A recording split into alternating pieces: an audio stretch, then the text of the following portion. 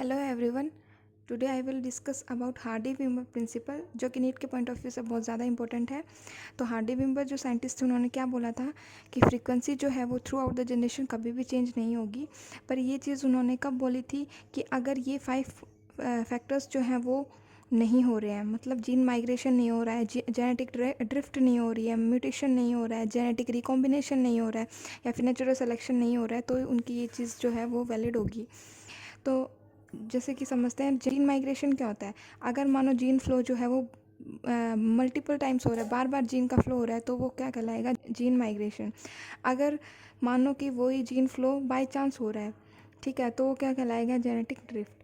Mutation क्या होता है? म्यूटेशन कोई भी डीएनए वगैरह में कभी भी कोई भी म्यूटेशन किसी भी फिजिकल केमिकल किसी भी चीज़ की वजह से आ जाए तो वो क्या होता है? म्यूटेशन। ठीक है, जिसको साल्टेशन भी बोलते हैं ना, एकदम से चेंजेस आना। और जेनेटिक रिकॉम्बिनेशन जैसे कि हम प्रोफेज के अंदर देखते हैं, प्रोफेज 1 के अंदर पैकाइटिन के अंदर रिकॉम्बिनेशन होता है, तो वो चीज़ की क्रॉसिंग ओवर होना है ना। नेचुरल सिलेक्शन क्या है कि नेचर खुद सेलेक्ट करता है। ठीक है, हार्डी-विमर ने एक इक्वेशन दी थी, वो इक्वेशन क्या थी? P+Q=1। ठीक है, उन्होंने एक अलील जो है वो पी लिया था और एक अलील जो है वो क्यू लिया था। उसके बाद क्या करते हैं कि दोनों साइड स्क्वायर कर देते हैं अपन। ठीक है, दोनों साइड स्क्वायर करेंगे तो पी का square plus 2PQ plus Q का स्क्वायर इक्वल्स टू 1, है ना। तो ये जो था ये होमोजाइगस अलील है, ये भी होमोजाइगस अलील है, और हेट्रोजाइगस जो है वो 2PQ है कि दोनों साइड स्क्वायर कर देते हैं अपन।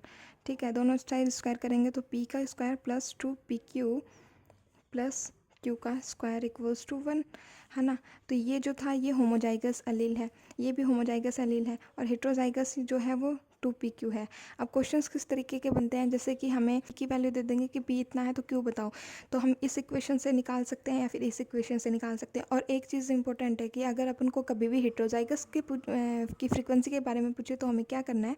हमेशा फ्रीक्वेंसी जो हेट्रोजाइगस की वो 2PQ से निकलेगी, इक्वल्स टू 1 रख देना है। इससे हमें हमेशा निकालना है, मतलब पी की वैल्यू दी होगी तो पी की वैल्यू इसमें पुट कर देनी, क्यू की वैल्यू दी होगी वो क्यू की वैल्यू इसमें पुट कर देनी है। तो क्या आ जाएगी इस वाले फॉर्मूले से? 2PQ से आ जाएगी हेट्रोजाइगस एलील जो है उसकी फ्रीक्वेंसी निकल जाएगी हमारे पास। ठीक है, तो बस यही था हार्डी-विमर प्रिंसिपल के बारे में। बाकी मैं अगले वीडियो में आपको बताऊंगी कि फ्रीक्वेंसी पूछते हैं, जैसे कि क्वेश्चंस आते हैं नीट के अंदर कि ए की फ्रीक्वेंसी बताओ, है ना, कैपिटल ए की, स्मॉल ए की, है ना। तो वो मैं अगली वीडियो में बताऊंगी आपको, तो वो भी ज़रूर देखना। Thank you.